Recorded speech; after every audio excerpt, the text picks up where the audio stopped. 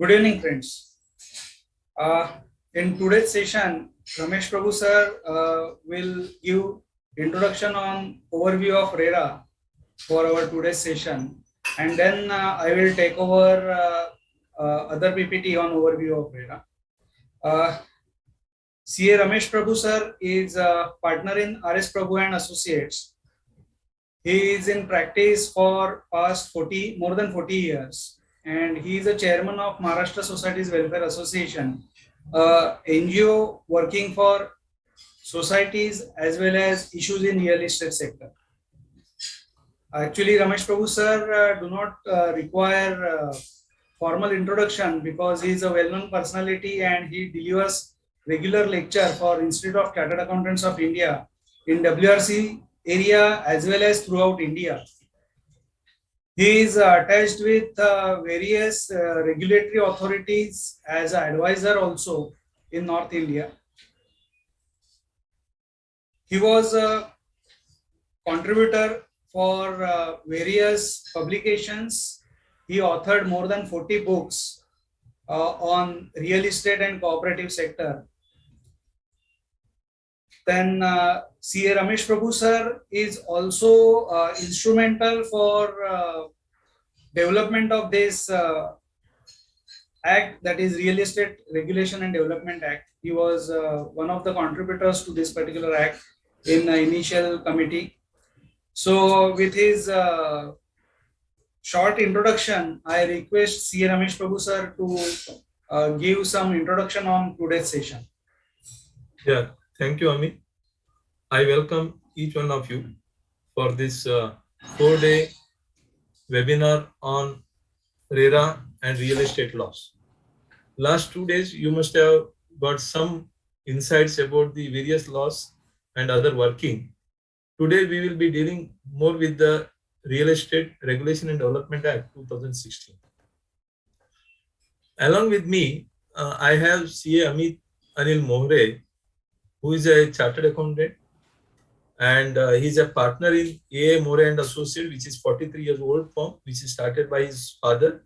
He's a partner along with his father, where his main area of practice is real estate law, Rera, including litigations, compliances, cooperative audit, income tax audit, bank audits. He has been regular faculty in the institute, various branches and study circles, and also ICAI on Rera and cooperatives and affordable housing. He has conducted various seminars at SIRC of Mysore branch, various study circle, as I said, and also Kalyan Dombili refresher residential course. He is a faculty for IIT programs organized by the ICAI. He has contributed in Maharashtra Rera, a manual which was edited by me, but he is one of the contributors and which has been published by Taxman and under the aegis of WRC of ICAI. He is a regular contributor for WRC referencer, especially in the cooperative sector, and worked as a faculty for accounts and taxation with the various management institutes. Presently, he is the managing committee member of Kalyan Dombili branch. With this brief introduction, of course, Amit More will take over about today's my presentation on overview. However, as I said, I have single throat problem and I'm not able to speak for a longer time. However, having agreed to deliver a lecture, I thought I should definitely give you some overview. The overview is very simple. Rera has come up because there were so many issues in the real estate. Now, having said this, in the year 2016, Rera was notified, and from 1st May 2017, it has been implemented across India.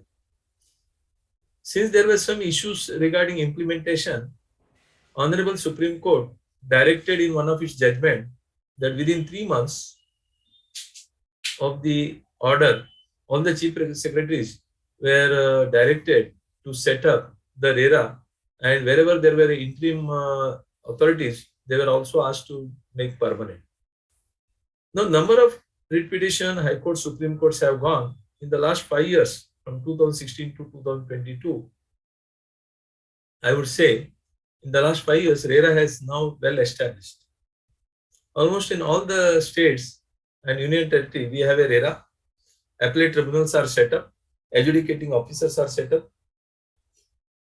Number of question of law has been held up or upheld by the Honorable Supreme Court. And the challenge done by nearly 40 developers regarding the constitutional validity of Rera also has been upheld by the Honorable Bombay High Court at the instruction or the order of the Honorable Supreme Court. So, now the Rera is well established law. It is a regulatory system. In the years to come, you will see that it will be equivalent to SEBI, IRDA, or RBI, which is dealing with telecom communication authority, which is dealing with the respective areas. And the real estate is a vast. So the RERA being a central law, the West Bengal, for their own reason, they had enacted their own law. The Supreme Court has struck down, saying that when there is a in the state or a concurrent list, when the central government has enacted the law, state government cannot enact its own law, which is contrary to the central law. So therefore, now the RERA has become a part of life. It has an area of practice. It is a great professional opportunity which CA Aditya Jante must have already explained you in detail. I'm not going into that. I would say whenever we look at any law, what is that we look at? First is what is the purpose? Purpose is to regulate. Regulate for what? Regulate for bringing transparency, bringing standardization, bringing professionalism, and for whose benefit? Naturally, for the stakeholder. Who are the stakeholders? Developers, promoter, builders, contractors who construct and sell the properties. The allottees, purchasers, flat buyer, home buyers, or industrial galas, or commercial galas, or anything which definitely who purchases the those under construction property. Third is a mediator, that's a estate agent. So this is a law which regulates the relationship, the transaction between these three main stakeholders. Now, how the transparency is brought? Naturally, by registering the project. Where it will be registered? Naturally in the RERA. What are the information required? Yes, all the information, including the time to complete the project. Then there are issues. Naturally, if there are issues, there has to be an authority who will address it. Naturally, the authority given is the again a RERA, Real Estate Regulatory Authority. Then there is an adjudicating officer who will decide on the compensation, if at all it will be paid. Then there is an appeal provided. There is an appellate authority. And then second appeal is the High Court and SLP before the Supreme Court. So this is how the RERA has been set up. Everything is online. RERA numbers are given. There's a regular update, quarterly update. Money which is getting or they are getting from the allottees are being regulated through the professionals, architect, engineer, chartered accountants. 70% of the money has to be put in RERA desing account. This way, there is a control regulation of the allottees money. It can be used only for the land cost and construction cost. There is an annual audit conducted by a practicing chartered accountant. So this way, there is a financial discipline. And in case any default, naturally, the law should provide for penalties. The penalty ranges from 5% of the cost of the project to 30% of the cost of the project, which is a huge. Then imprisonment for non-compliance of the order. Execution of the order is also equally important. So the execution of the order can happen through the collector under section 40 through. So this way, there is a penal provision, there is a imprisonment, there is a compliance, there is a authority to overlook, there is a monitoring, supervision, and end of the date of the project is done. And in case there is a amendment to be done, again, the section provides for two-third allottees consent. If change of developer, two-third allottees consent plus the authorities consent, the project can be revoked by the authority for some malpractice, and then authorities is given responsibility to complete the project if the project is not complete. Enable the registration of allottees association, and then naturally once the project is completed, handing over conveyance of land and building common area to the association allottee by executing conveyance deed of undivided share of land and building. So this way, this is a complete setup, and I'm sure C. Amit More, who has been regular faculty along with me in number of programs, will definitely deliberate, discuss, explain you the each section wise. I will request him when he is deliberating along with the sections, let him also give a practical aspect of that section. We will go by one section wise. He will also use some decided case laws so that this discussion becomes fruitful and practical. Thank you very much. I am sure in days to come, you will also become one of the practitioners in Rera. Wish you all the best. Over to you, Amit. Thank you. Yes, thank you, sir. Thank you for giving introduction for our today's topic. I will start with my PPT now.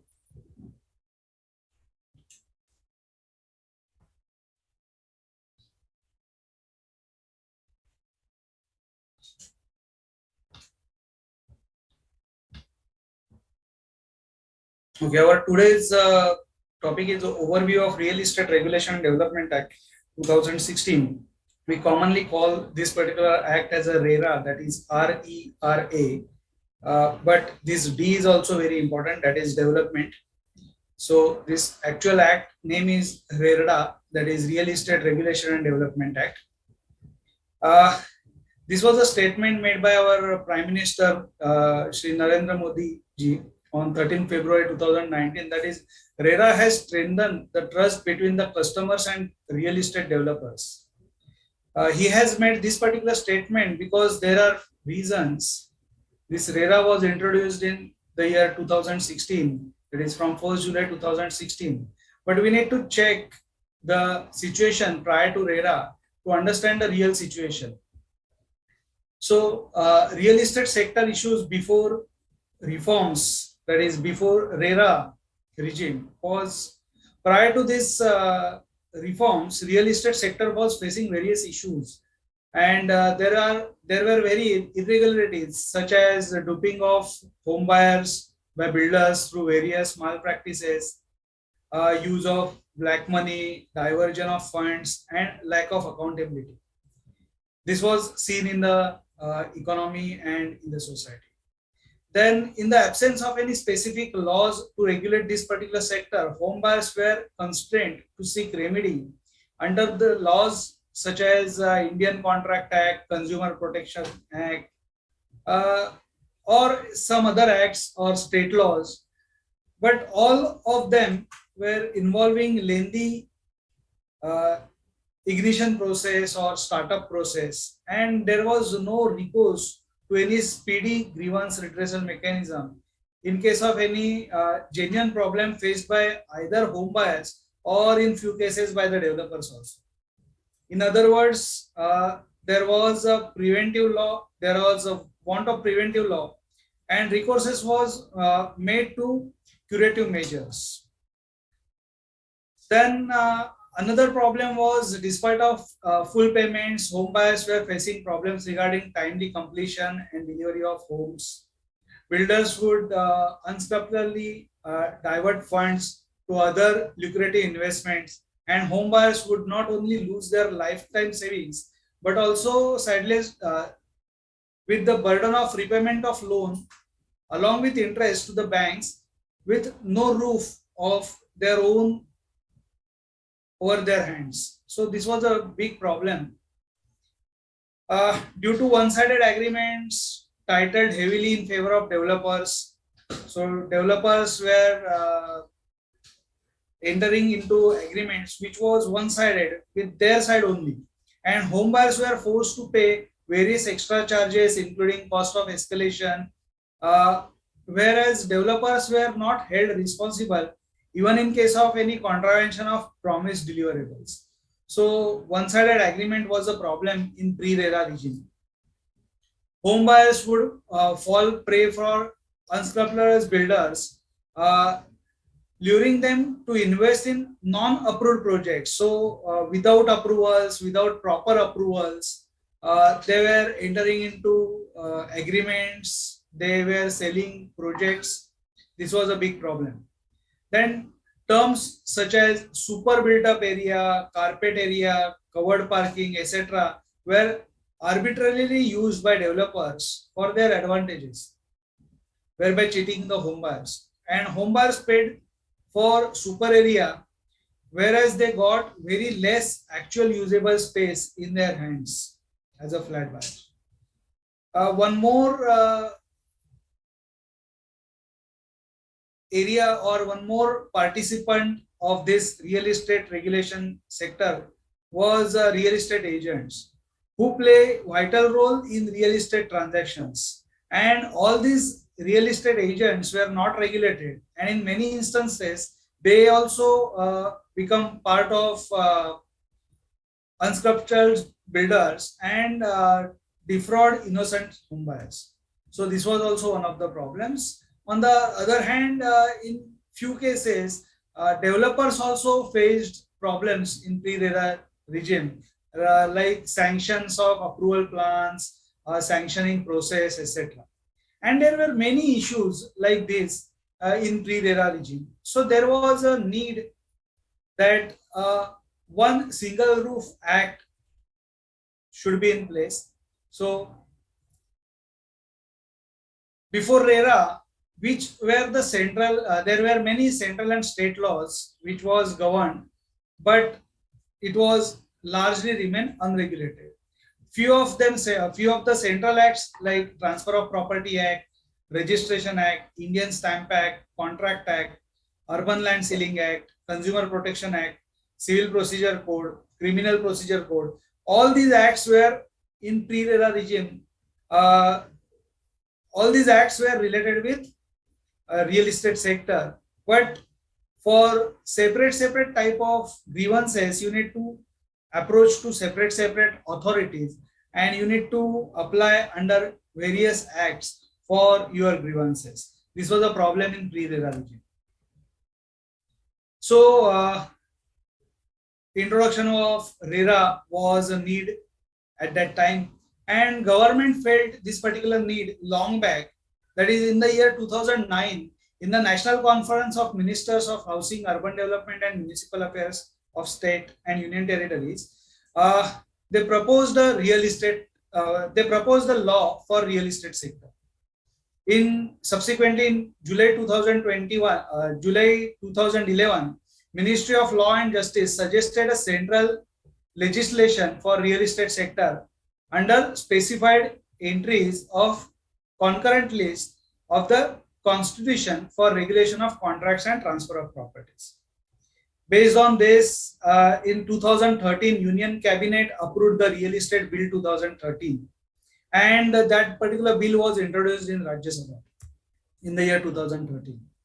Then subsequently, in September 2013, this bill was referred to department related with standing committee in February 2014, and report of standing committee tabled in Rajya Sabha on February 2014 and in Lok Sabha on 17 February 2014. Then subsequently, this particular bill was approved by cabinet and then Rajya Sabha and then Lok Sabha, and this particular act was in place on 25th March 2016, on which date, the President of India accorded his assent to this Real Estate Bill 2015. Then this law was published in Gazette for public information on 26 March 2016. On 27th April 2016, 59 sections were introduced and made applicable from 1st May 2016. And by subsequently in April 2017, some more provisions were introduced, and ultimately from 1st May 2017, all 92 sections was in place throughout India. Earlier, not in Jammu and Kashmir, but after amendment in Jammu and Kashmir as a state, this particular law is applicable throughout India, including Jammu and Kashmir. So this was a journey of Rera, but after introduction in 1st July 2016, few sections and full sections on 1st July 2017, there were few hurdles in place. Like many builders approached various high courts throughout country, and approximately 40 cases were filed in various high courts in form of writ petitions against few provisions of Rera, like provisions for ongoing projects, then provision for defect liability clause, provision for title insurance, and few more issues. So ultimately, Honorable Supreme Court of India, by order dated 4 September 2017, passed its direction to High Court of Jurisdiction of Bombay to take up the connected matters together and assign the cases to particular bench for expedition decision in the period of 2 months. And Bombay High Court gave their decision in landmark judgment in Nilkamar Realtors Suburban Private Limited versus Union of India and others. And accordingly, with the directions of Honorable Supreme Court, they gave their judgment on 6 December 2017, and they held that various sections of Real Estate Regulation and Development Act 2016 are constitutionally valid and all sections are legal, which was so-called as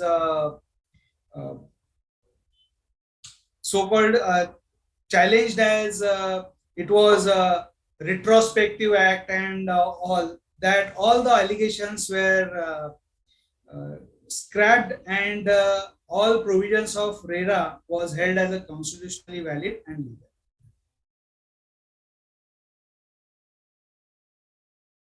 This is the status of Rera.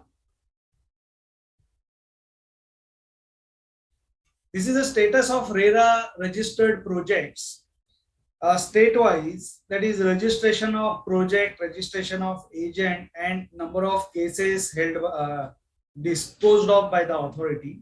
If you see, there are columns for state, whether they have published their general rules, establishment of regulatory authority, establishment of appellate tribunal, web portal, and adjudicating officer. Now, this act is a central act, that is Real Estate Regulation and Development Act 2016. But the provisions of this particular act are like respective states are to be published, respective rules for respective states are to be published by respective state government. So the act is central, but rules are state specific. So naturally, every state is required to publish their general rules. Each state is required to establish their regulatory authority. Each state is required to establish their appellate tribunal, web portal, adjudicating officer, and so on. This is the statistical data,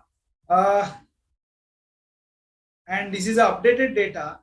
If you see, as on 7th May 2022, out of 35 states and union territories notified,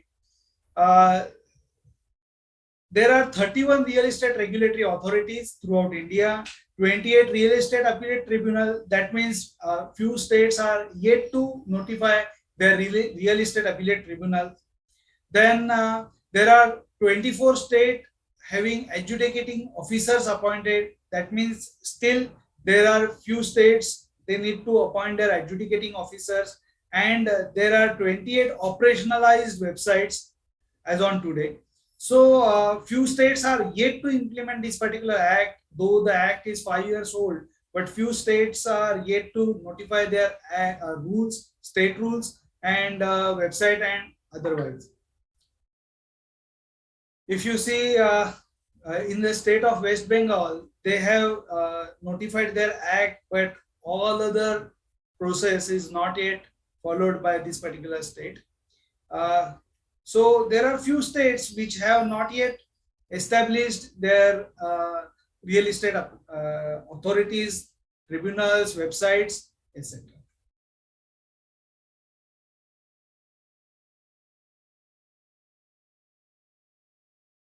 This is called as a mother of real estate and real estate development law.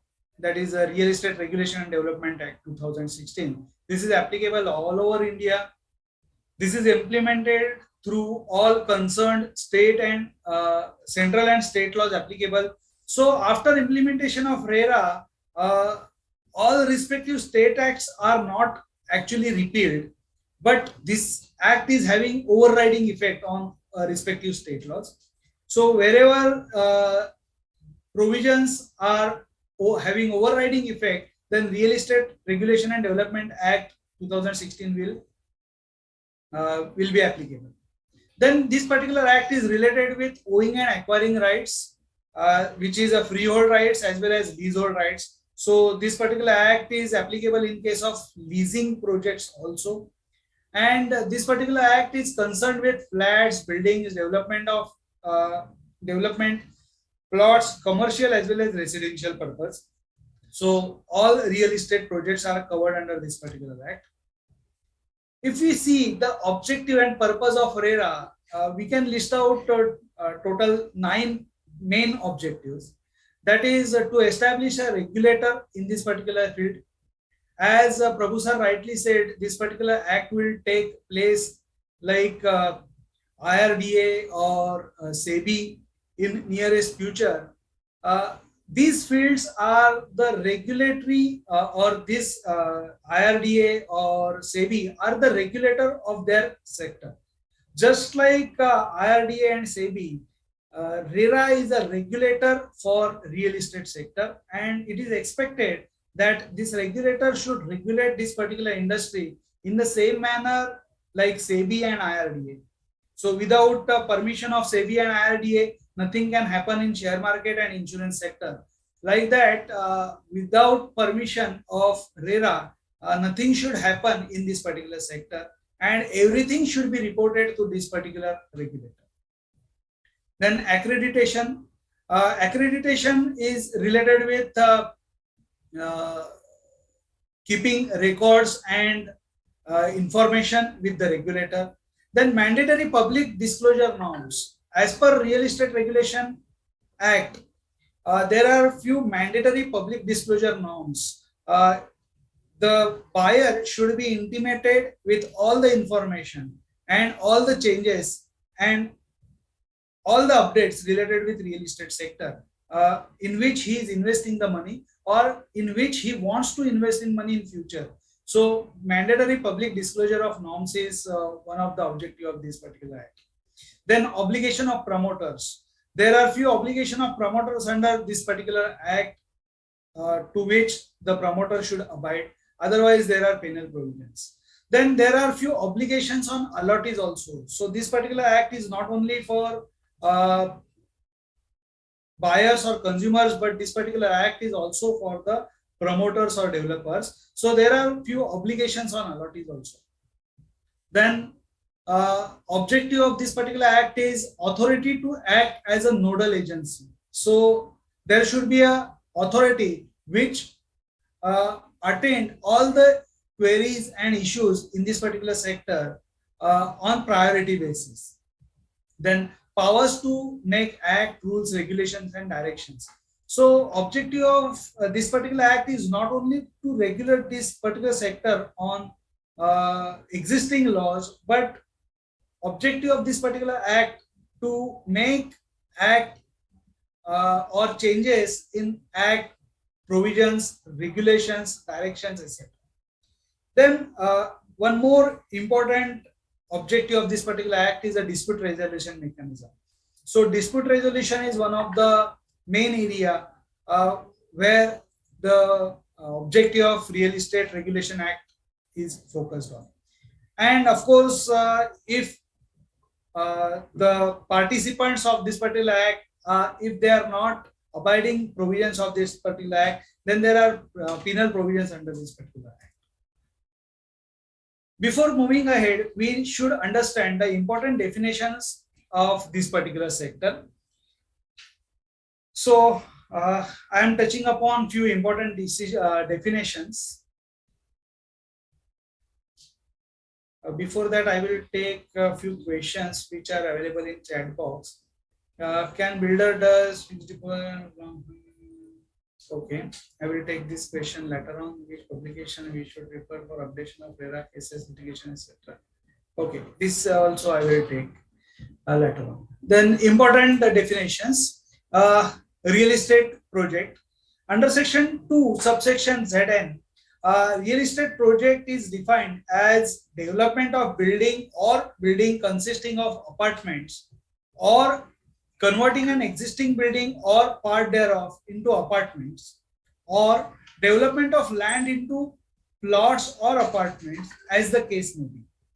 Now, this clearly indicates that this particular real estate project definition includes new construction, existing construction, extension, and also development of land into plots. So plotting like projects. And here they are talking about apartments, and what is the apartment that we will take later on. But they are talking about new construction, existing construction, extension, or plotting. And all this, if there is a purpose of selling all or some of the said apartments or plots or building as the case may be, so there should be a object of selling all or some of the said apartments. So if there is object of for self-consumption, then this particular real estate project definition is not fit in that particular project. But if it is other than self-consumption, then this particular definition is applicable for all the projects. And further it is saying that and includes the common areas, the development works, all improvements and structures thereon, and all easement rights appurtenant belonging thereto.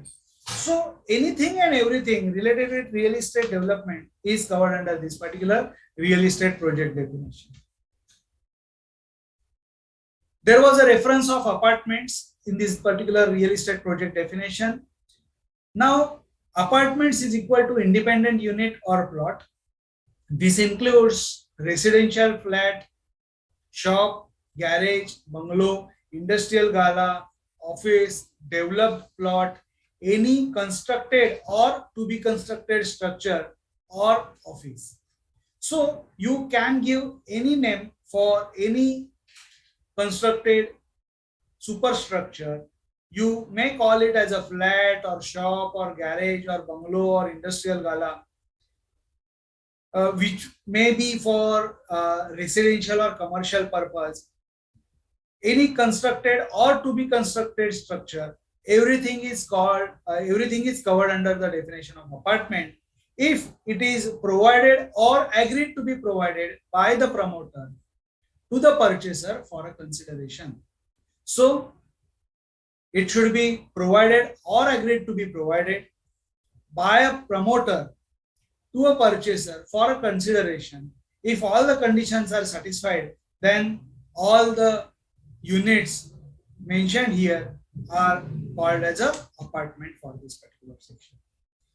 This particular definition is given under section 2 subsection E as an apartment, whether called as a block, chamber, dwelling unit, flat, office, showroom, shop, godown, premises, suite, tenement, unit, or by any other name, means a separate and self-contained part of any immovable property, including one or more rooms or enclosed spaces located on one or more floors or any part thereof, in a building or plot of land used or intended to be used for any residential or commercial use, such as residence, office, shop, showroom, or godown, or for carrying on any business, occupation, profession, or trade, or any other type of use ancillary to the purpose specified.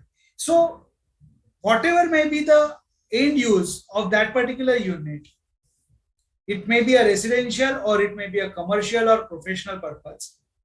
But if it is a superstructure, by whatever name called, then it is covered under the definition of apartment of the real estate project. The next important definition is definition under section 2 subsection ZK, that is a definition of a promoter. Now promoter means a person who construct or caused to be constructed an independent building or a building consisting of apartments, or building or part thereof into apartments for the purpose of selling all or some of the apartments to the other person and includes his assignment. Now this particular first para of this definition clarifies that is a person who construct or causes to be constructed. Now causes to be constructed is a very wider term, and this is the reason a landowner who allows an independent person to construct building on his land, who is a landowner who allows an independent person, developer, on to construct a building on his land, is also called as a promoter because of this particular clause. Because this particular definition includes a person who constructs or causes to be constructed an independent building or building consisting of apartments. So landowner is also covered under this particular definition of promoter, and this is also decided by Maharashtra Real Estate Authority and also by Appellate Tribunal. So this particular definition includes landowner also.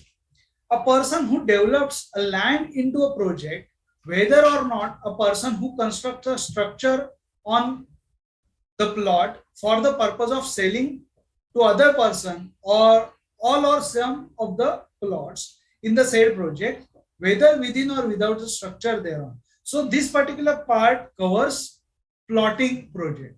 So a person who makes parts of his land into small parcels and he wants to sell that particular land parcel in smaller part, that particular person is also covered under the definition of promoter. Then this promoter's definition is still wider, and this definition also includes the development authority or any other public body in respect of allottees of buildings or apartments, as the case may be, constructed by such authority or body on lands owned by them or placed at their disposal by the governments, or plots owned by such authority or body or placed at the disposal by the government for the purpose of selling all or some of the apartments or plots. So this particular point covers public bodies like in case of Maharashtra, there is a slum rehabilitation authority, that is a SRA, or MADA or CIDCO. They are government bodies who allows construction by the third party or who themselves construct for low income group, and that particular body also covered under the definition of promoter, and all the provisions are also applicable to the government bodies like MHADA, SIDCO or SRA in Maharashtra. In different state governments, there are different authorities for providing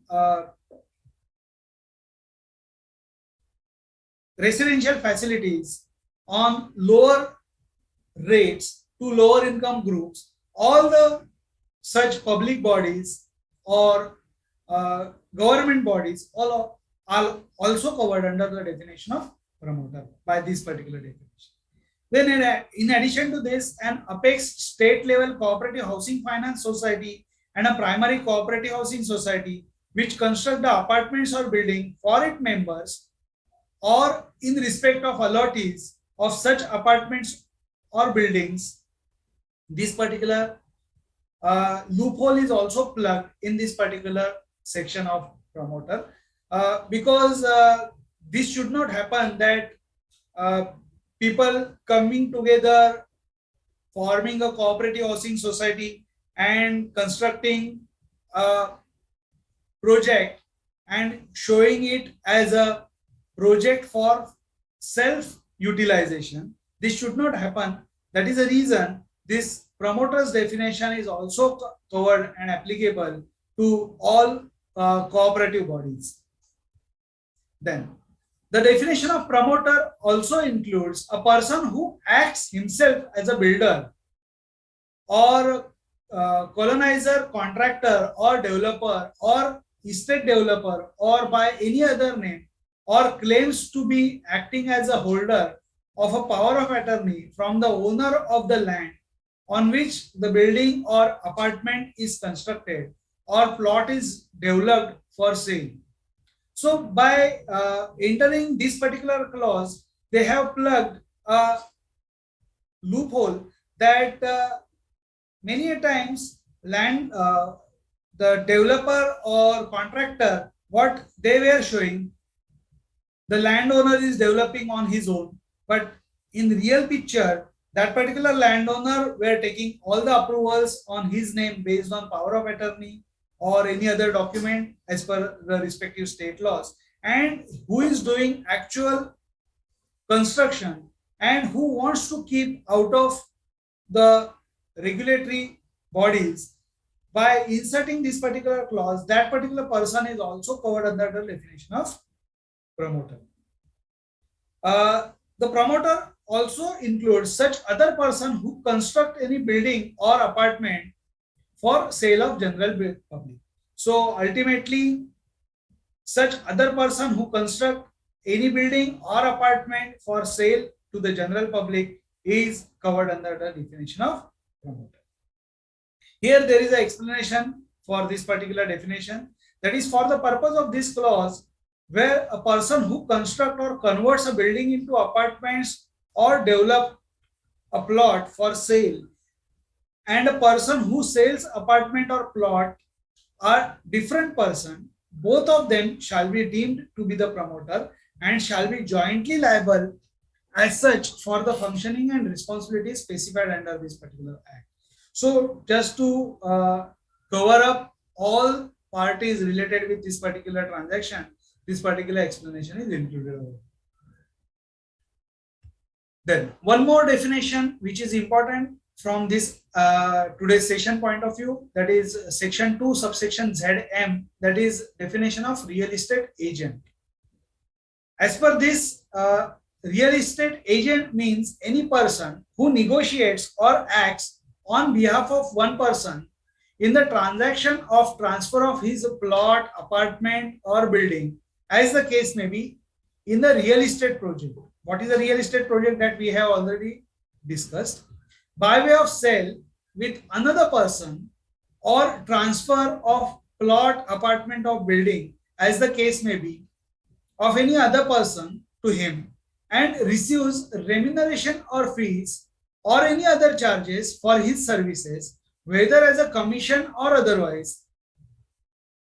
So there must be some consideration, and includes a person who introduced or through any medium prospective buyer and sellers to each other for negotiation for sale or purchase of plot, apartment, or building, as the case may be, and includes all property dealers, brokers, middlemen, by whatever name called. So, by inserting this vast definition, all websites, online sellers, online property dealers, online brokers are also covered under the definition of real estate agent. And if they want to sell any real estate project which is defined over here, which is under construction property, then they are covered under this particular real estate agent's definition. Then one more important definition is definition of allottee. Section 2 subsection D, in relation to any real estate project, allottee means a person to whom a plot, apartment, or building, as the case may be, has been allotted or sold, whether it is a freehold or leasehold, or otherwise transferred by a promoter, and includes a person who subsequently acquires the said allotment through sale, transfer, or otherwise, but does not include a person to whom such plot or apartment or building, as the case may be, is given on rent. So, apart from rental agreements, all agreements, whether it is a freehold or a leasehold type, all agreements, person entering into such type of agreements is called as a allottee by subsection 2 clause D. Then this was a major change after introduction of Rera, that is a definition of carpet area, because in pre-Rera regime, definition of carpet area was given under various laws or various regulations, and which is contradictory to each other. Now all acts, all regulations are to abide with the definition of carpet area as mentioned under section 2 clause K as per Rera. So the carpet area means the net usable floor area of an apartment, excluding the area covered by the external walls, areas under service shafts, exclusive balcony or verandas, and exclusive open terrace area. But it includes the area covered by internal partition walls of the apartment. So, whenever you are entering into an agreement, you should look into this particular fact. That is, as per Rera, what is a carpet area? It means a net usable area of an apartment, but excluding area covered by external walls, area under service shaft, exclusive balcony or veranda area, and exclusive open terrace area. But it does not include the area covered by the internal partition walls. And explanation for the purpose of this clause, the expression exclusive balcony or veranda area means the area of the balcony or veranda, as the case may be, which is appertinent to the net usable floor area of an apartment. Means for exclusive views of the allottee, and exclusive open terrace area means the area of open terrace which is appertinent to the net usable floor area of the apartment, meant for exclusive use of the allottee. So they have clarified, or they have made very clear what is covered under definition of carpet area and what is not covered under the definition of carpet area.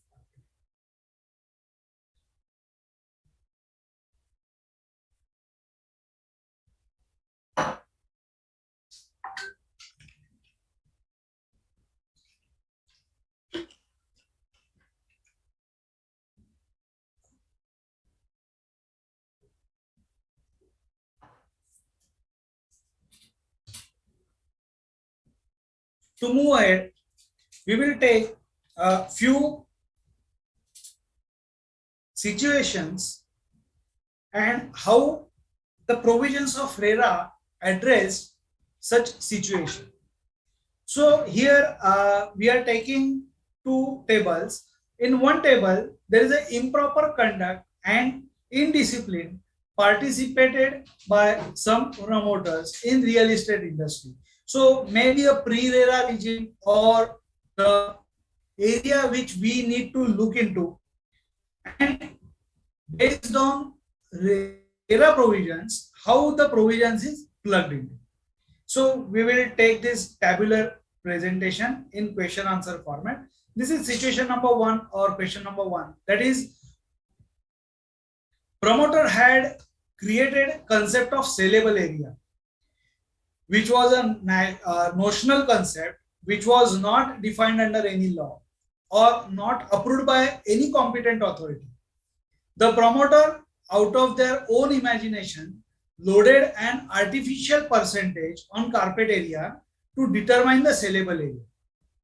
The allottee was made to pay the price on the basis of saleable area, wherein the allottees was not clear about the entitlement of carpet area. So what were happening in pre-RERA regime, or what is still happening in the industry, builders are showing carpet area or built up area or super built up area or super built up area. In that, what they were making false promises like carpet area, if it is 100, then built up area will be 110, super built up area will be 150, and so on.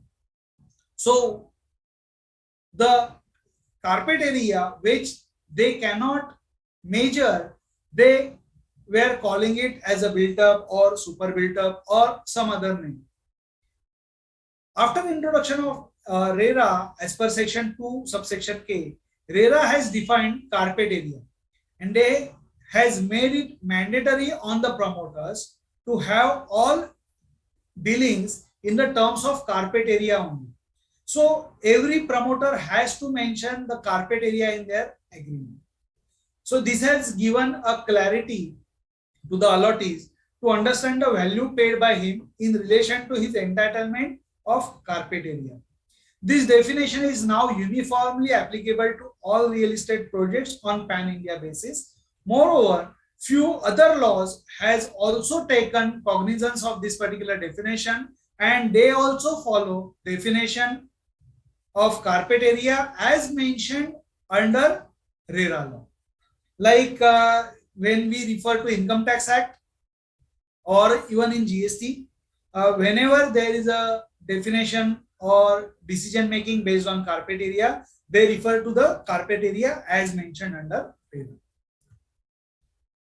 So prior to RERA or this type of situation, which is not a proper situation, that is a pre-launch offers made by promoters without having legal development rights, or pre-launch offers made by promoters without having sanctioned plans or without having proper approvals from the competent authority, or promoter launching a real estate project wherein the title of the property is defective or there may be an encumbrance. So in such situation, how RERA plugged this particular situation, that is as per section 3 subsection 1 and section 4, RERA imposes an obligation on the promoter to register the project by submitting all relevant documents like commencement certificate issued by the competent authority, which is now compulsory as a prerequisite for registration of real estate project under RERA. And these documents are scrutinized by the RERA authority, and after due satisfaction, the project registration is granted. The promoter is prohibited from marketing, offering for sale, selling or booking any plot, apartment, buildings without registering the real estate project. So this is a new thing, and promoter is prohibited from marketing, offering for sale, selling or booking any plot, apartment, building without registering the real estate project. And to get the project registered as a real estate project, they should have a commencement certificate issued by the competent authority. And that too, there is a responsibility on RERA authorities to check the documents and scrutinize all the permissions before granting the registration certificate under RERA. So These pre-launch issues, without sanction launch issues, defective title issues are now plugged in Rera regime. So improper conduct, like promoter while offering for sale or booking the property did not share all the relevant information to the intending allottees, and there was no transparency and clarity of information between the promoter and allotee. This also happens now also, that whenever you visit promoter's office, they do not share entire information. They show you prospectus or leaflet or booklet mentioning details which they want to show to the customer. But the legal requirements like copy of the plan, copy of all the permissions, copy of commencement certificate, copy of loans or any legal issues, they do not show upfront. This particular issue is plugged as per section 2 subsection 2 section 4 subsection 2 of Rera.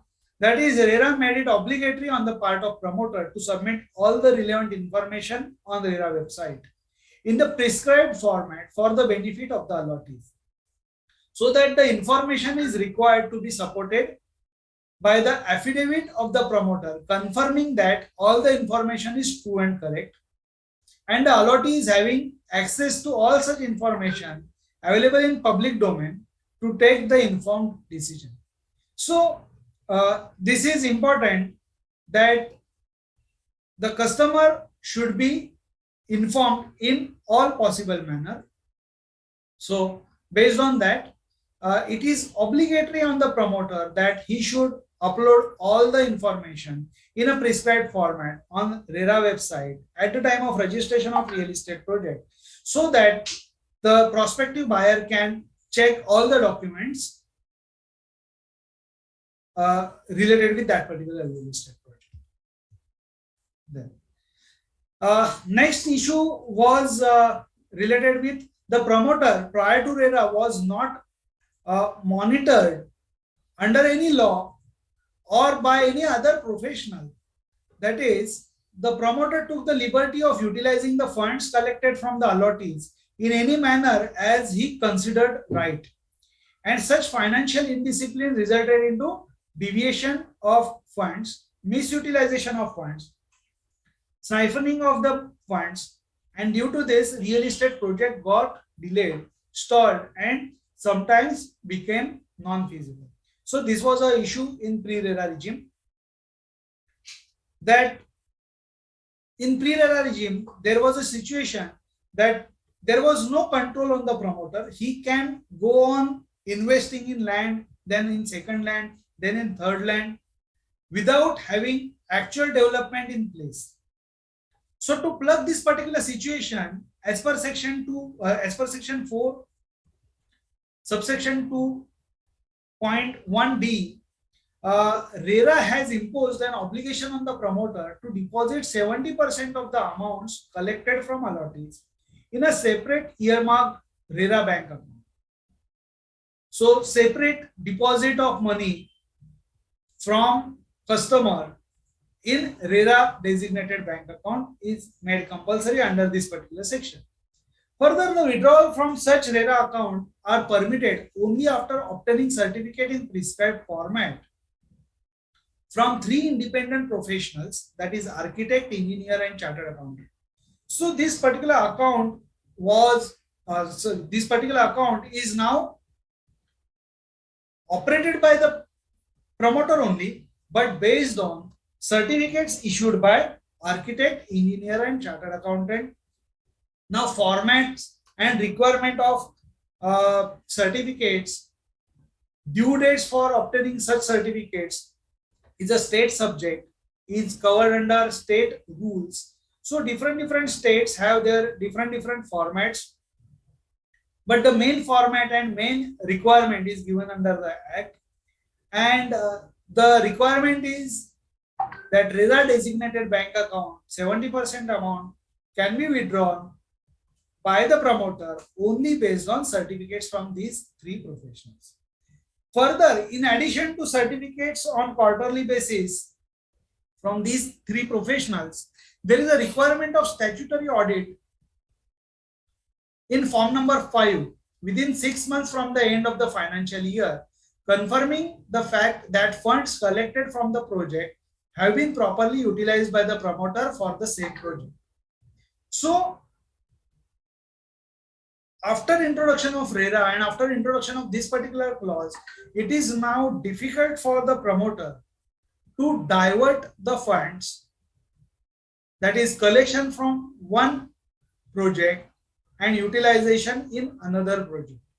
This is now difficult for the promoter because deposit is only and only through Rera designated bank account, and 70% of that particular amount is controlled by these three professionals. And in addition to these three professionals, auditor under Rera, and this particular compliance work is to be done on quarterly and yearly basis. Then one more situation, that is business activities of the promoter prior to Rera were not regulated by the authority on regular basis. Hence, there were instances of financial indiscipline, operational indiscipline, or legal indiscipline. The promoters induced in the unfair and illegal trade practices, which resulted into loss to the assessee, allottees. And this was known, this was not known till such event happens, that the situation that now the promoter cannot complete the project. This type of situation was arising in pre-Rera regime at the end of the project life or after 3 or 4 or more years. Now, as per Rera, after introduction of Rera, Rera has made provisions of revocation of registration. So there is a provision of revocation of registration, and Rera imposes obligation of promoter to comply with Rera rules and regulations thereunder on regular basis, and also to execute the project in accordance with the approvals obtained for the project, and not includes in any unfair or illegal trade practices. So if any promoter is doing this type of activity, if a promoter is not adhering to the provisions of Rera, then in such situation there is a provision of revocation of registration under Rera under section 7 subsection 1.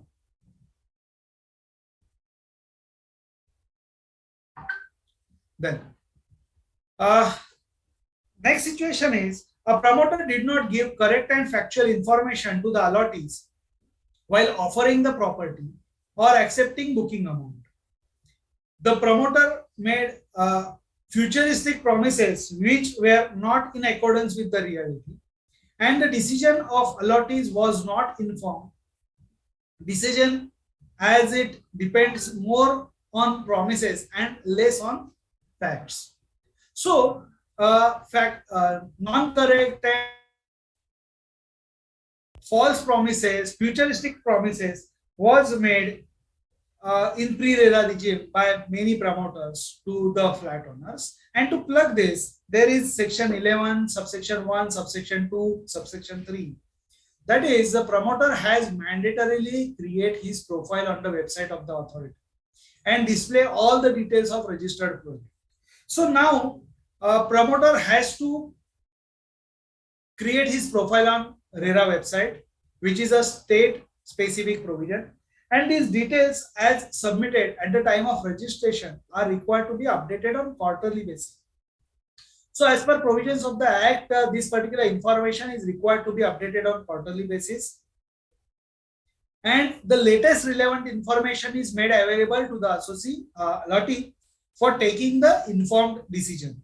So latest information should be made available to the allottees on the Rera website.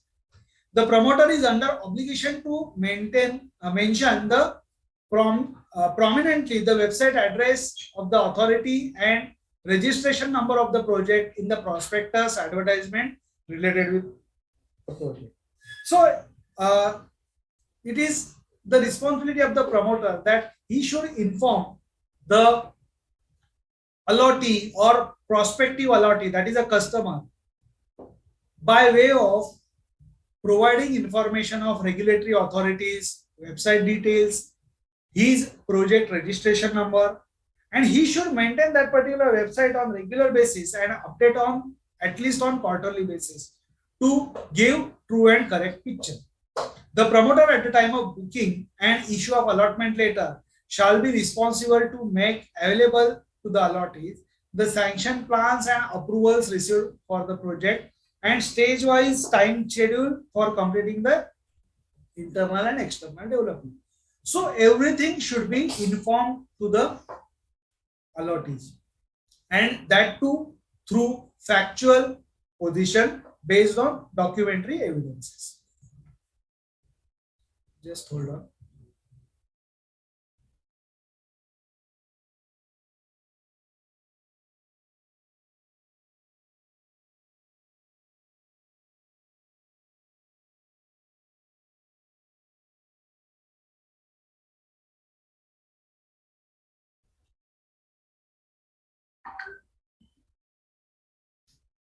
Next point, that is promoter abandoned the project without completing the internal work, development of common facility, provision of internal and external amenities, and agreed in the agreement to sale.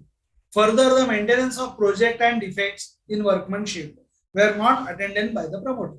So this was very common problem in pre-Rera regime, that promoter abandoned the project without completing the internal work. That is a partial completed project. Development of common facility, that is construction or related with building is completed in entire manner, but common facility is not provided like gymnasium or swimming pool or even lobby areas or clubhouses. Then provision of internal and external amenities are agreed in the agreement for sale. This type of false promises was happening in pre-Rera regime. Then maintenance of project and defect in workmanship were not attended by the promoter. So if there is any issues in construction or issues in structure after project handover, they were not attending such type of complaints. That was a major issue in pre-Rera regime. As per section 11 subsection 4 clause A, Rera holds the promoter responsible for all the obligations, responsibilities or functions under the act till the conveyance of the property, including common areas to the allottees or association of allottees. Also, the other defects is imposed upon the promoter for a period of 5 years. So if there is any defect in structure or construction, then this particular defect liability is covered under this particular section, and aggrieved party can go to Rera for getting justice. In pre-Rera regime, there was no such situation was available. The next situation, the promoter is in majority cities like Mumbai, Pune or major cities hand over the possession to the allottees but did not obtain the completion certificate or occupation certificate.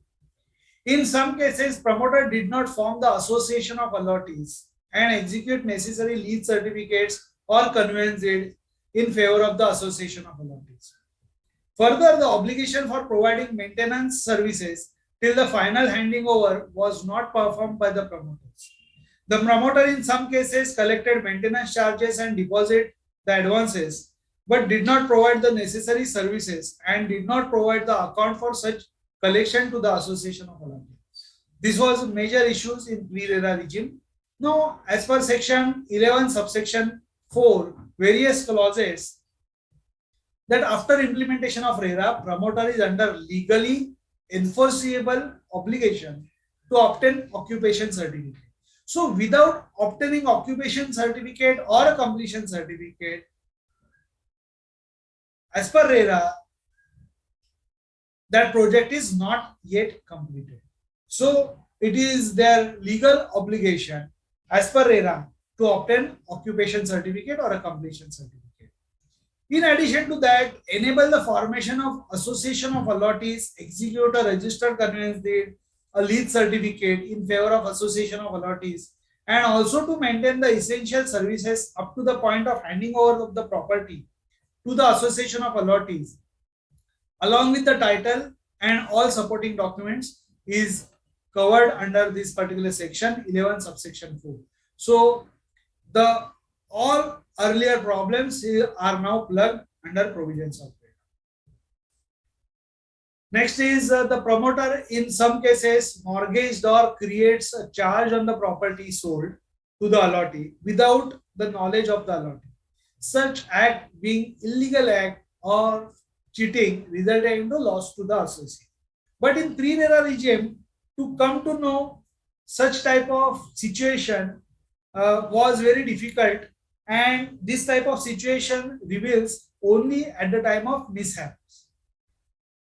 Now, in case of Rera, as per section 11 subsection 4H, Rera prohibits the promoter from mortgaging or creating charge on the apartment sold to the allottees, and further insulates the allottees from any loss of title, right, and or interest in the said property due to any mala fide act of the promoter.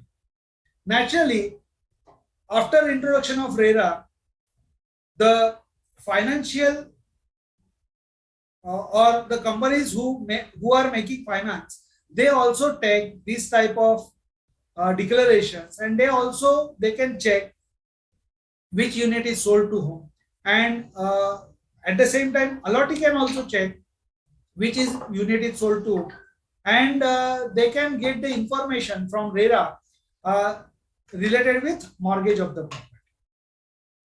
So this is also plugged as per Rera.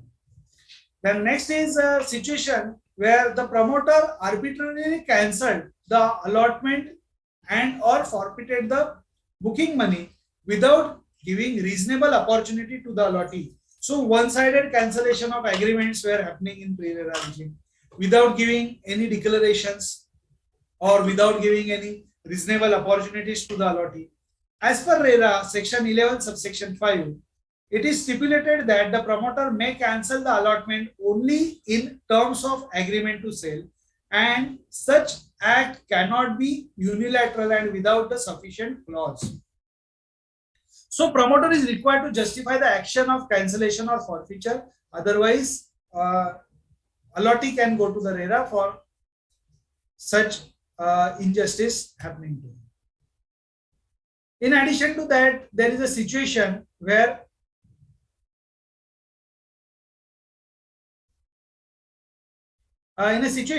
promoter reveals eye-catching advertisement through media to attract the allottees, but there was no mechanism to verify or testify the veracity of such advertisement.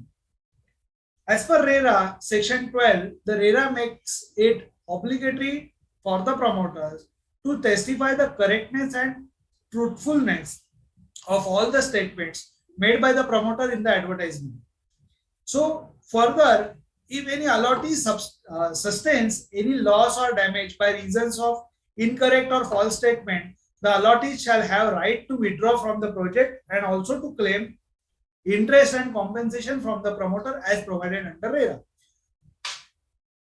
Earlier in pre-Rera regime, there were many promises made by promoters like clubhouse or swimming pools or any other facility which they show in the prospectus, but at the time of delivery, in place of swimming pool, they construct one more building, in place of clubhouse, they construct one more building, and so on.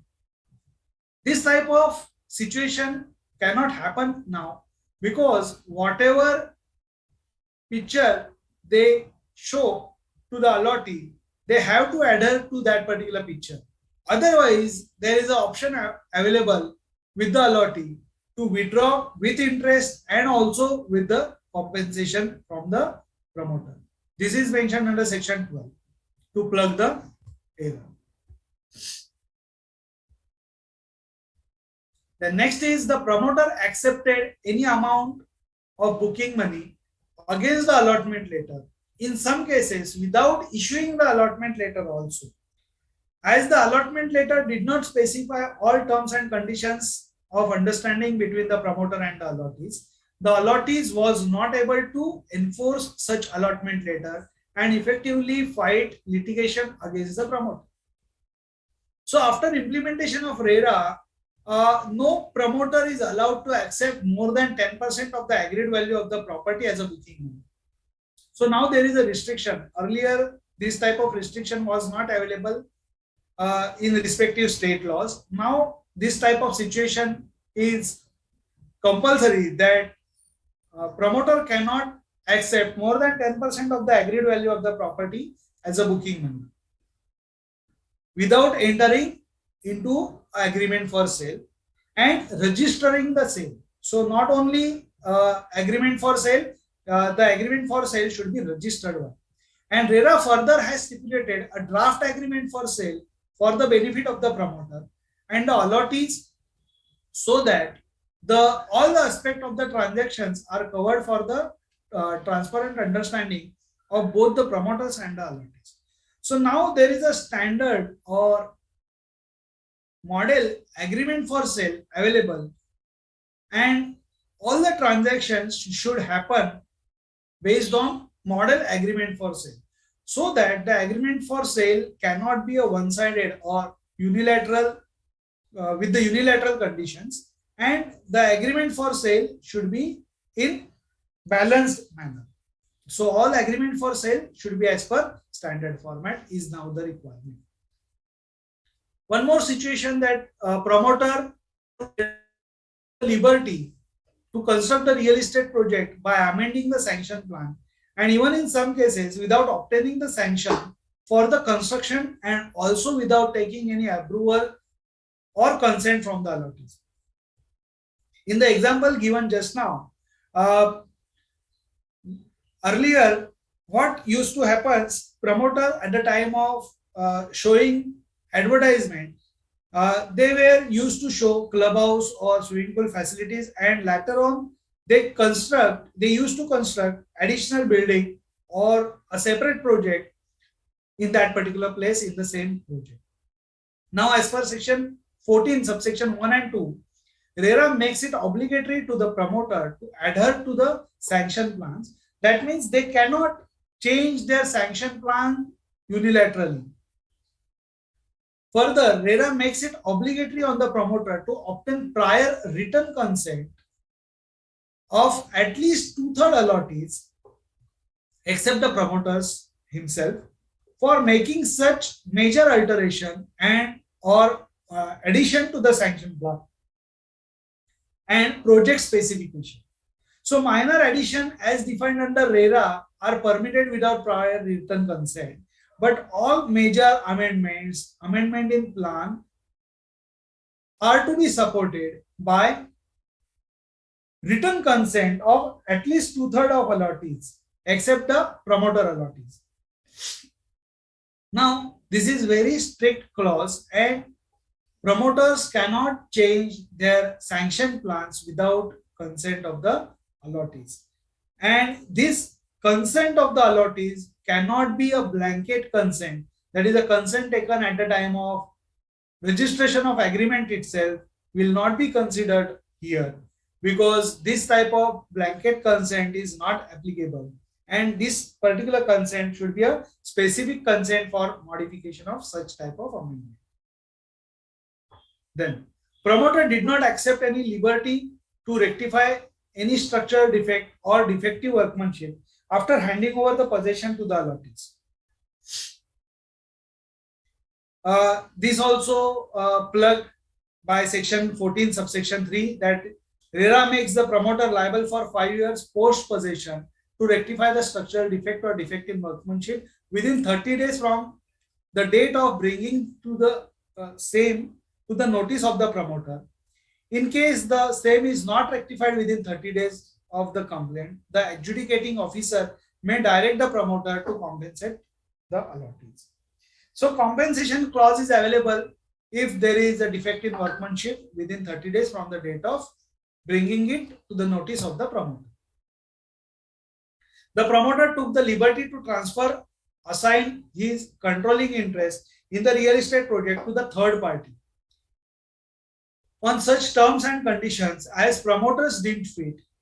The allottee was not taken into confidence before or after such transfer, resulting into losses to the allottees. So this was happening in pre-Rera regime, that promoter on their own, they used to sell the project to the third party, affecting the existing allottees. Now, naturally, whenever there is such type of transfer, there must be some financial transaction, and due to which the existing allottees may lose some of the facilities or amenities in the existing project. So, as per section 15 subsection 5, RERA prohibits any such transfer of controlling interest without prior consent of at least 2/3 of allottees and without obtaining prior approval of RERA authority. So both the conditions are must to satisfy before such type of transfer. That is controlling interest. If any promoter wants to sell, they should take 2/3 allottees consent and RERA's prior approval. Then next clause is the promoter did not transfer the title in the property to the association of allottees and also did not hand over the necessary supporting title documents, sanction plans and approvals to the association of allottees. This was also common problem in pre-RERA regime. So to plug that, there is a section 17. RERA makes it obligatory on the promoters to execute registered conveyance deed to transfer physical possession and title of the property to the allottees and to transfer physical possession and title in the common areas to the association of allottees. Further, time limits is also stipulated for the execution of such conveyance deed, as well as handing over of all relevant documents to the association of allottees. One more situation, that is promoter, in spite of delaying the project or not completing the project, were not penalized by levy of interest or compensation payable to the allottees. Also, no penalty was imposed by the governing authority. Further, the right of the allottees to claim the interest and compensation for such delay was not pronounced and hence was not legally enforceable in most of the cases. So, to plug this, there is section 18 subsection 1, 2 and 3. As per these sections, RERA makes it obligatory for every promoter to complete the project as per the agreement for sale and also the registration granted for the project. The promoter is made liable to compensate the allottees in case of delays in the performance by the promoter. Further, the option is given to the allottees either to withdraw from the project within full refund and interest as per law, or compensation, or to continue the project and claim the interest or compensation for the delay sustained. The promoter is also made liable to compensate the allottees in case of loss caused due to the defective title in land. Further, there is a blanket obligation on the promoter to discharge all the obligations under the Act and compensate the allottees in such manner as provided under the Act. Under RERA, heavy penalties are impossible for non-compliance to the commitments made by the promoter. So, as per section 18 subsection 1, there are principal repayment as well as interest repayment as well as compensation. If there is any change or non-following dates mentioned under agreement for sale, then there are strict actions mentioned under this particular section. So these were few situations where in pre-RERA regime what was happening and now how such situations plugged. I discussed all these situations. Now I will take few questions from my chat box. Can builder does fixed deposit of RERA block funds? If yes, then what is the procedure and how this mechanism to be worked? Okay, this is a practical situation where builder has to keep 70% of the funds in Rera designated account, and those funds he can use only and only for the uh, for the construction purpose.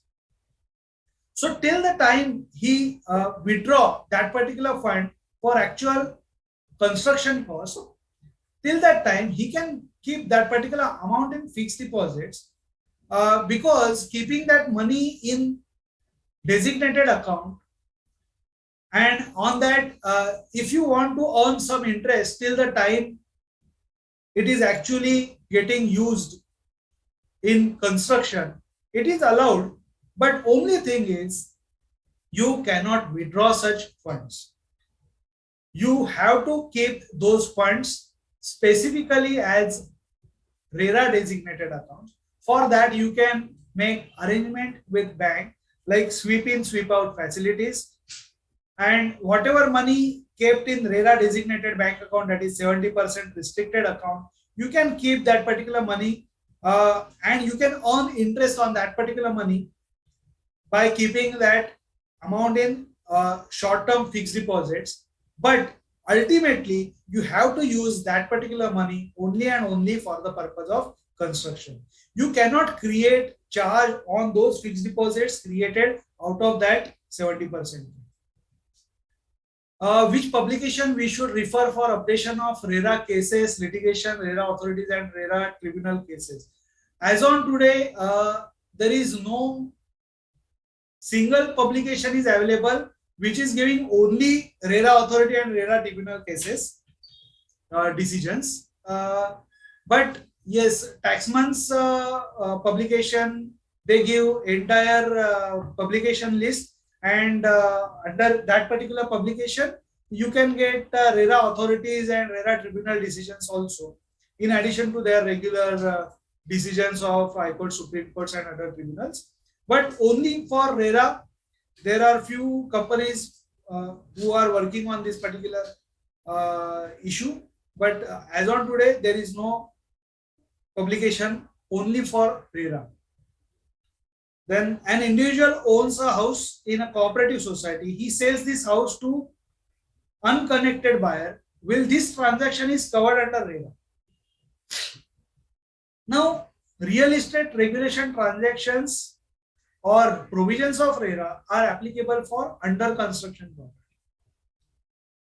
And if the property or the real estate project is under construction without having any occupation certificate, then every transaction is covered under provisions of Rera. I will give you one simple example. If in an under construction property, A is entered into transaction with a promoter, and later on, during the period of under construction, A wants to sell the property to B directly with the consent of the promoter or without consent of the promoter, but A wants to sell his property to B, whether provisions of Rera will applicable to B? The answer is yes. Provisions of Rera will applicable to B. Advantages, disadvantages, rights, duties, everything which is available with A will be available with B. So I hope this particular question is clear. Then there is one more question. In case of cancellation of allotment by allottees, can the refund be issued by promoter from the deposit made in the designated account specified in section 2 subsection section 4 subsection 2 clause 1d without a certificate form 3 professional as 70% of his funds received earlier from the allottee are blocked in the same designated account? Yes, in case of cancellation of allotment by the allottee, you can refund such money to the allottee, but such refund to the allottee should be from your regular current account and not from this 70% funds account. And ultimately, effect of the same you can take while drafting your form number 3 after such cancellation transactions subsequent to that particular transaction. But you cannot on your own without certification from professional pay directly from Rera designated account or 70% account. It is not possible. Section 4, certificate issued by the professionals. Are these to be uploaded on website by promoter? This is first question. Certificate issued by professionals, are these to be uploaded on website of the promoter? Now the situation is, the act is a central act, and as I said, rules are made by respective state governments. Act is saying, okay, you should keep money in Rera designated account, and you should withdraw money after obtaining certificates from professionals, and you should obtain such certificates on quarterly basis and audit on yearly basis. As I showed in my one of the slides, there are few states who are yet to notify their state rules, who are yet to notify their websites. Now, formats for these certificates, how to maintain these certificates, how to upload these certificates is entirely the state law. And depending on state in which your real estate project is covered, you need to complete the requirement. If we talk about Maharashtra, in Maharashtra, they have come out with the circular in December 2021 that every promoter has to comply with the quarterly certification work, and they have to keep on record certificate within 7 days from the end of the quarter, and it is to be uploaded on website. But as on today, there is no such provision on website on Maharera is available. But if we talk about Gujarat, they have a particular website, and on that particular website, they ask to upload specific certificates on quarterly basis. And if you do not upload certificates on quarterly basis within prescribed time frame, then they impose penalties also on late uploading of these certificates. In addition to that, Gujarat has come out with one amnesty scheme for uploading of these certificates.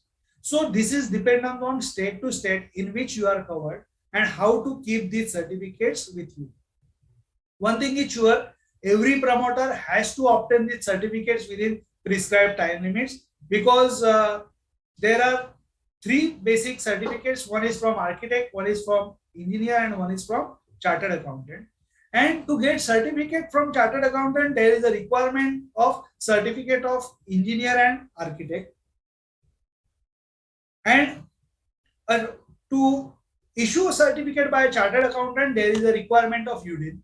So we need to issue certificate within 60 days from generation of that particular UDIN. So naturally, you cannot take certificate from any chartered accountant which is a backdated certificate. So naturally, you need to do this particular activity on regular basis, regular intervals. Then section 7, visit by Rera officials. Is it not clear whether Rera officials should visit project site to verify the correctness of status disclosed by promoter, or they will act only on complaint of allotted? Now, this particular question is also dependent on various rules, how to implement the act. Now, few state rules mentioned visit on complaint basis, and few states mentioned reliance on project professionals. So this is a state specific rule, and you need to check with your state in which that particular rule is mentioned, and how to implement that section 7 is state specific authority. Then, has Rera become enforceable pan India, as recently Supreme Court directed all state chief secretaries to confirm notification of rules under Rera for each state as per the central model rule? Yes, Rera is enforceable on pan-India basis right from 1st July 2017, except Jammu and Kashmir, and subsequently Jammu and Kashmir also. And yes, this also this statement is also correct that Supreme Court directed all state chief secretaries to confirm notifications of rules under RERA for each state as per central model rule. But yes, there are differences in rules as on today, and in few states there are no rules in place at all. So this is the situation as on today. Aggrieved party should go to appropriate court to get the justice. That is my advice. What if a customer denies to obligate section 13 if they do not want to execute the agreement for sale? If builder is ready to do and customer denies, in such what remedy is available? Now, this is a typical situation, and this particular situation is known as a situation of an investor. And whenever there is any grievance between promoter and such type of allottee, this particular situation covers under builder will always take a shelter that the person who is making complaint is not a allottee and is an investor. So there can be a business transaction between two parties, and such business transactions are not covered under this particular clause. So naturally, if a person is paying money, say for example 50% or 100% without making any type of agreement, then he cannot take shelter that he is a allottee in that particular project. He will be considered as an investor in that particular project. Now the situation is difficult for a chartered accountants like you and me, who is giving form number 3 in such type of projects. At the time of issuance of certificate, if amount is coming in RERA designated account, then there must be a agreement for sale if the amount against that particular unit is more than 10% of the agreed value. And if it is not so, if amount is more than the stage wise clause mentioned in model agreement, if it is not so, then we need to give our disclosures in respective form number 3 and respective form number 5. In case of Maharashtra, there is a form number 3 and form number 5 for RERA certification and RERA audit. So in respective quarterly certification form and annual audit form, a chartered accountant should give his declaration that this particular transaction is against the provisions of section 13. It is not as per will of the parties.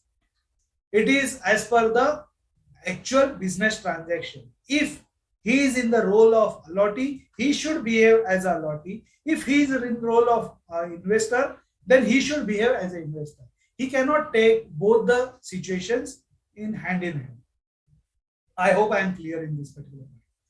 Then what is you say on if there is any delay in construction of the project, allottee can demand for the interest.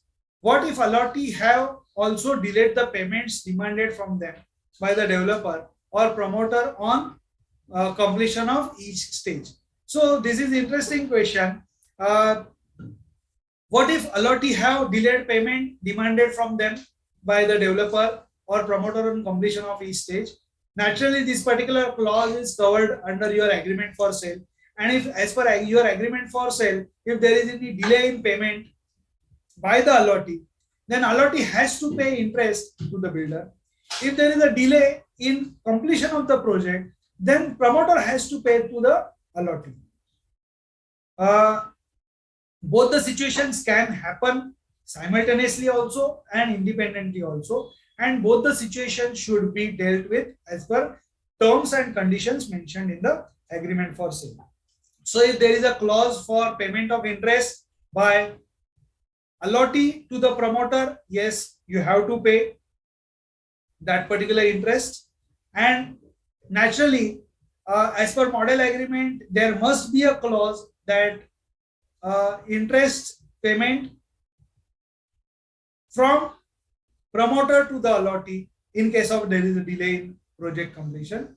Then promoter has to pay, but promoter will not pay on his own. For that, you need to go to Rera authorities and get the order in your favor. Then only promoter will pay interest to you. But as a allottee, you have to pay interest as per demand letters.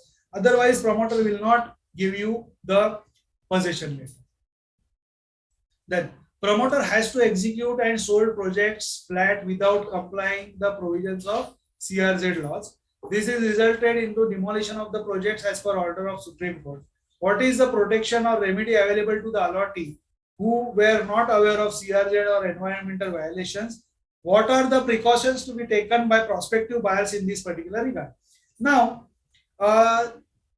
this is a situation if the project is covered under RERA before demolition. If the project is covered under RERA, then you can go to RERA authorities and you can claim for your compensation and interest and other remedies which are covered under RERA law, of course based on your agreement for sale. And naturally, if there is a violation like CRZ or environmental thing, then he is responsible to make it good, or he should pay the compensation for the same. And what are the precautions to be taken by prospective buyer in this regard is before investments, you should take care of all the permissions in hand, because if there is any CRZ or environmental permission required, then it is to be mentioned in their commencement certificate, and all the permissions should be obtained as per commencement certificate. So you should carefully check all the documents including commencement certificate and NA order, and based on that commencement certificate and NA order, you can take your call which type of permissions are required by that particular real estate project and which permissions he has already taken. Because though it is a responsibility with the RERA authorities that they should check all the permissions and then only give the RERA registration, in our observation, they are not doing that very rigorously. As an investor, as a buyer, you should check or you should protect your interest, and you should check all the permissions and approvals before investment. Promoter has executed and sold projects flats without compliance. This is over. If the original allottee sells apartments or flats before completion of first 5 years or completion and handing over by the promoter, will the new buyer get all the rights as the original allottees under the Act?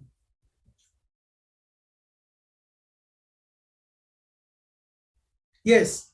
As given in my earlier example, if A has purchased a property from promoter, which is under construction property, subsequently after completion of the project, after OC, he sold that property to B, and now A is not in picture, A is not in that particular project, B is staying, say in the third year or in the fourth year, there is any defect liability, then the promoter is responsible to B to rectify that particular defect, because that is as per RERA provisions.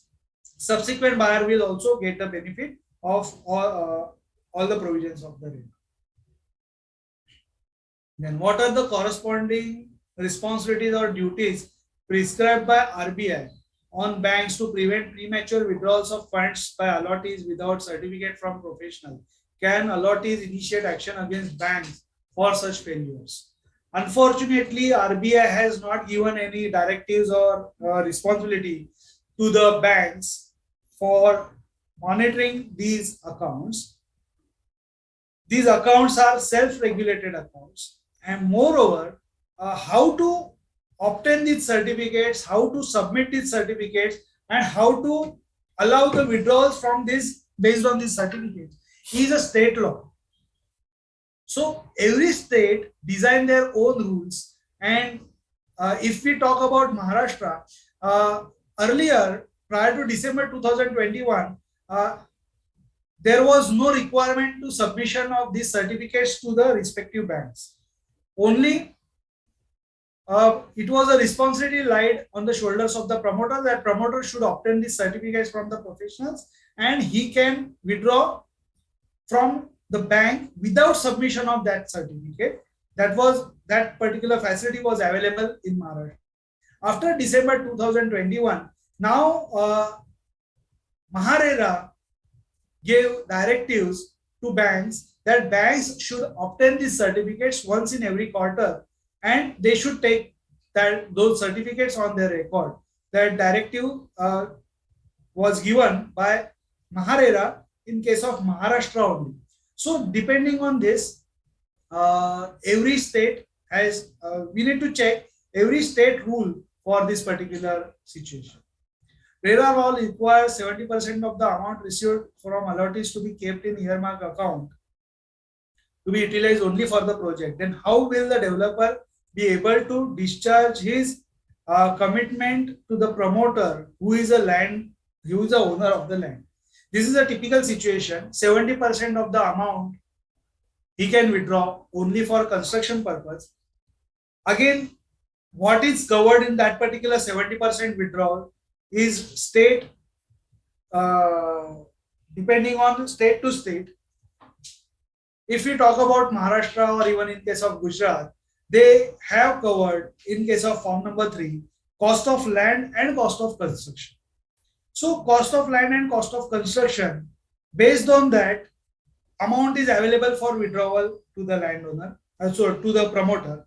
And after that, it is up to promoter whether to pay for land or for a construction.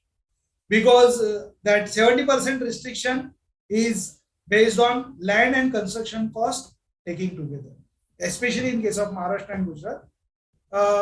I'm not confirm about other states, but same type of situation will be there in various laws. Of course, yes, if we talk about cost of land, it is a huge cost, and if promoter goes on paying to the landlord, he cannot concentrate on his construction work. But of course, this is a business decision, and everyone has to take his business decision wisely.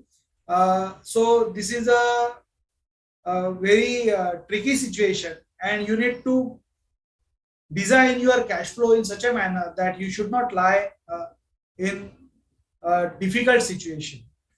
Okay, so I answered all the questions in the chat box which was pending as of now. Actually, it is already 6, but there are a few more slides available. So I will go through the slides. Who is liable to register? This is just an overview. This we take this particular lecture series on continuous 4 days, 5 days basis. So this is just an overview. So we are discussing only the basic provisions in this particular session. As per this, who is liable to registration? Every real estate project as defined in Real Estate Regulation Development Act. So we discussed what is a real estate project. So every construction which is or superstructure or plotting which is not used for self-consumption, for which you are going to enter into any kind of sale agreement or advertisement, everything is covered as a real estate project, and every project is required to be registered except where the area of land proposed to be developed does not exceed 500 square meters. So if land parcel is less than 500 square meters, or the number of apartment proposed to be developed does not exceed 8, inclusive of all phases. So this is very rare situation where there is a land parcel which is less than 500 square meters land parcel, and you are going to construct 7 or less units. In that situation, Rera registration is not required. If land parcel is more than 500 square meter or unit construction on any land parcel which is exceeding 8, in that particular case, Rera registration is must. I hope I am clear.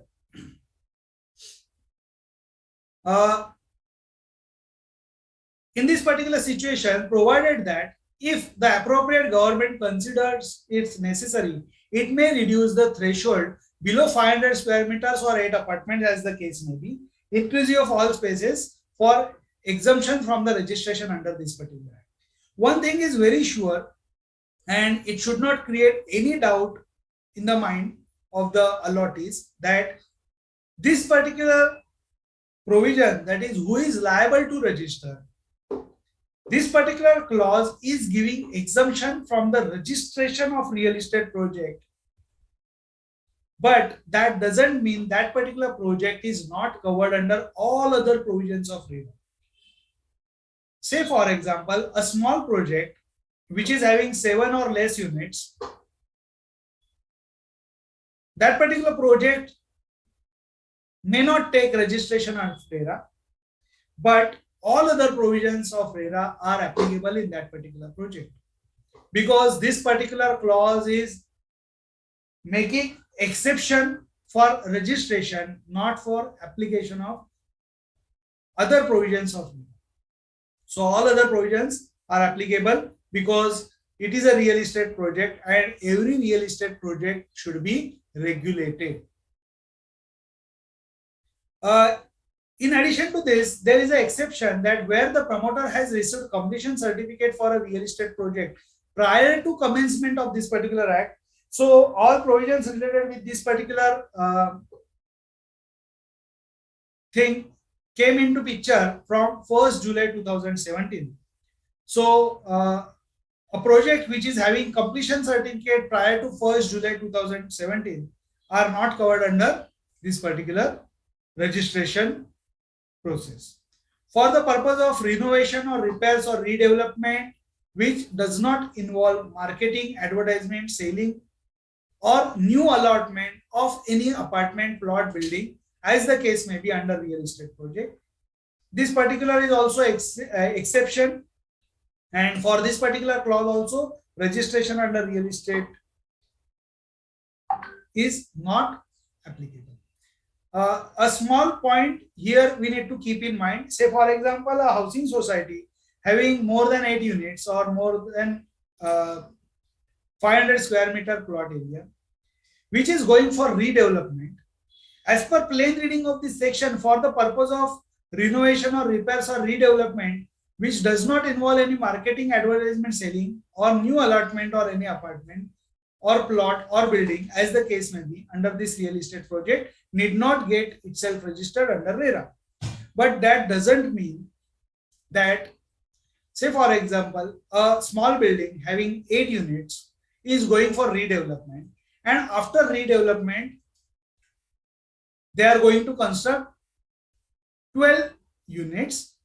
Out of that, 8 will be given to these old flat owners and 4 will be for the new members. Whether this particular project need registration under Rera, answer is yes, because they are going to make some kind of marketing or advertisement or selling, or there is a new allotment of any apartment. So naturally, if existing member also wants to buy those 4 units, then also Rera registration is compulsory as per this particular case. So Rera registration, in my opinion, is more or less applicable in all real estate projects throughout India. Exception for the purpose of this section, where the real estate project is to be developed in phases, every such phase shall be considered as a standalone real estate project, and the promoter shall obtain registration under this act for each phase separately. So phase-wise registration facility is also available under Rera. Then because of Rera, what changes are going to happen? That there are going to be legal discipline in this particular sector.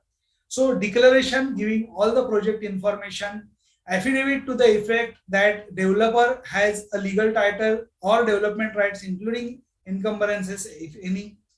Agreement to sell format is strictly adhered to the provided under the law. Promoter cannot accept booking money which is more than 10% of the total consideration of the apartment or plots unless promoter executes registered agreement with the allottee. This is legal discipline. Then financial discipline, promoter cannot accept booking of money or cannot sell the flat unless real estate project is registered with Rera authority. 70% of the booking money received from allottees need to be deposited in separate bank account. That is a requirement. Again, this is a financial discipline.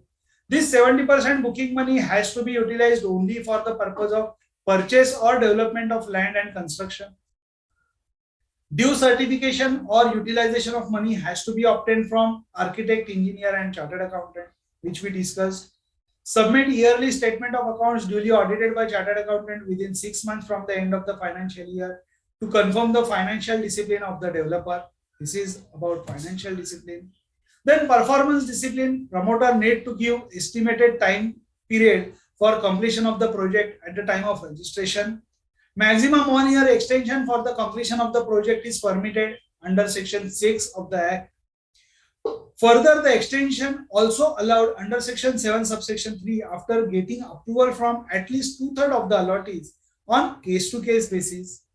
Then penal action or prosecution if deadline is not complied with. Then quarterly up-to-date booking information, approval received, and status of the project need to be uploaded on Rera website. This is related with performance discipline. Then, in addition to points mentioned in those 17 situations, there are other functions and duties of the promoter I mentioned, like section 11 advertisement. No promoter can go for advertisement without registration under Rera authority and having Rera registration number. In addition to that, he should mention Rera registration number on every advertisement. Then promoter shall be responsible to obtain the completion certificate or occupation certificate after completion of the project from the competent authority. Till that time, his duty is not over. Then he should form association of allottees in single build. That is also one of the requirement. Then whenever any person make any advance or deposit on the basis of information contained in the notice of advertisement, he should adhere to that particular advertisement or notice. Then he cannot take money more than 10% without entering into agreement for sale as per section 13. Then he should adhere to the sanction plan and project specification as per section 14. And if there are any changes as per adher plan or sanction plan, then he should go for 2/3 allottees prior consent, that to return consent. Then there is a clause for defect liability of 5 years, so he should maintain the property for 5 years from all the defects. Then as per section 15, there is a obligation on promoter in case he wants to transfer the real estate project to the third party. Again, for this particular clause, he should have obtained 2/3 allottees per prior permission and prior permission from Rera authorities. Then only he can transfer such project. Then this is something new, that is obligation of promoter regarding insurance of real estate project. That as per Rera section 16, every promoter has to obtain a title insurance of the property, and he should keep the title of the property clear for entire life of that particular real estate project. Of course, this particular clause is not yet made effective in India because there are very few title insurance companies available in India at present. In fact, a few of them introduced in recent past only, and cost of this particular title insurance premium is too huge as on today. So that is the reason this particular clause is not yet effective practically in India. Then section 17, promoter shall execute a registered conveyance in favor of allottees. This is again one of the major change after introduction of Rera, that every promoter has to give a land conveyance to the association of allottees within 3 months from obtaining the occupation certificate or completion certificate of that particular project. Then section 18, if there is any delay from the end of promoter, then he should pay interest as well as compensation to the allottees. And if the allottee wants cancellation then the entire money received as a principal amount, that amount also he should return along with interest and compensation. Then right and duties of the allottees. In addition to right and duties of the promoter, there are rights and duties of the allottees. That is, all the functions of the promoters are rights of the allottees, and allottees are responsible to follow the terms and conditions of agreement for sale entered into with the promoter. They shall participate towards the formation of association of allottees, and they shall participate in the registration and execution of the conveyance deed. Then, as per Rera, there is a dispute resolution or dispute redressal system. I will take this in very short or in a single slide format. That is, any aggrieved party can file a complaint with State Real Estate Regulatory Authority. If we talk about Maharashtra, there is a Maharashtra Real Estate Regulatory Authority. We commonly call it as a Maharera. So any aggrieved party can go to Maharera and they file a complaint. The complaint has to be disposed of by the State Real Estate Regulatory Authority within 60 days from the date of filing of the complaint. Then aggrieved party can file a complaint, file an appeal with the State Real Estate Regulatory Appellate Authority, that is Appellate Tribunal. In case of Maharashtra, there is a Maharashtra Real Estate Appellate Tribunal, Maharera 80. That particular appeal has to be filed within 60 days. Then State Real Estate Regulatory Authority needs to dispose of the complaint within 60 days. Then, of course, if there is any situation that aggrieved party wants to go to superior authority like High Court, then they can go to the superior authority like High Court only on the point of law and not the point of fact. So, Rera Appellate Tribunal is a last authority who can check what is a point of fact involved in the situation, and of course you can go to Supreme Court or you can go to High Court even with the base of writ petitions, whoever is the aggrieved party. One thing is sure that whatever may be the situation, as per law, once any decision is given by State Rera Real Estate Regulatory Authority, then if you want to file an appeal with the tribunal, you have to pay.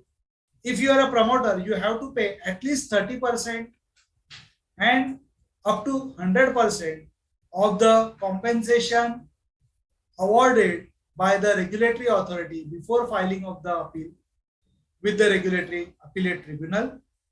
Then only you can file an appeal with State Real Estate Regulatory Appellate Authority.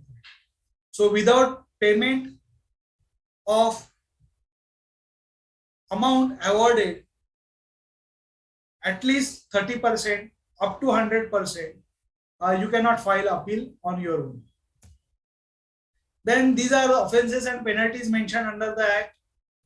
So offences by promoter, real estate agent and allottees. Non-registration of real estate project, there is a fine up to 10% of estimated cost of the project. Non-compliance to the directions regarding registration and continuing default for non-registration, 10% of estimated project cost. In addition to that, there may be an imprisonment up to 3 years. Then submission of false information for obtaining registration or making false declaration, 5% of estimated project cost is a penalty amount. Penalty for non-compliance subsequent to the registration, 5% of estimated project cost. Failure to comply with the directions under Rera, penalty up to delay up to 5% of estimated project cost. Penalty to comply with the orders of appellate tribunal, 10% of estimated project cost. In addition to that, there may be a imprisonment up to 3 years. So these type of imprisonment or project cost basis penalties are available on as a recourse to the allottees. Same way for real estate agent registration, there are penalties, and in case of allottees, failure to comply order, there are also penalties to allottees. and under the Act. If we check the entire Real Estate Regulation and Development Act, the Act is very small as such. From section 1 to section 92, there are only 92 sections divided into 10 chapters. This is a chapter wise distribution. Chapter 1 talks about preliminary, section 1 and section 2. All the definitions and preamble of the Act is covered under preliminary chapter. Then registration of real estate project and registration of real estate agent, section 3 to section 10. Functions and duties of the promoter from section 11 to 18. Rights and duties of the allottees, section 19. Real Estate Regulatory Authority, section 20 to section 40. Central Advisory Council, section 41 to section 42. This is something different, that is Central Advisory Council will review the provisions of real estate provisions. This is a committee, and based on recommendation by the Central Advisory Council, there may be amendment in the Act in future. Then Real Estate Appellate Tribunal, how to function Real Estate Appellate Tribunal, that those provisions are mentioned under section 43 to section 58. Then offences and penalties and adjudication, section 59 to 72. Finance, accounts, audits and reports, section 73 to 78. And chapter 10 is for miscellaneous, section 79 to section 92. So this is overall distribution of sections, chapter wise, section wise, of this particular Real Estate Regulation and Development Act. I hope I gave justice to this particular topic. I will check whether there is any question pending in chat box. There is no question pending in chat box. If still you have any questions, please ask. Otherwise, over to the organizers.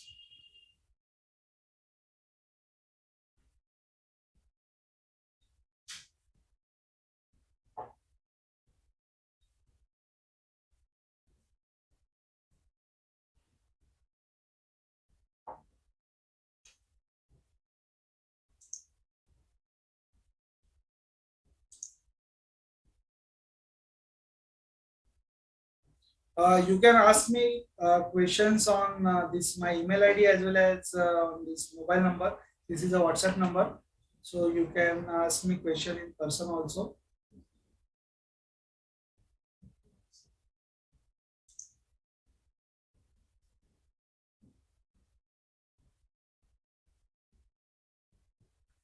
Hello, Mr. Krishan Khan, are you available?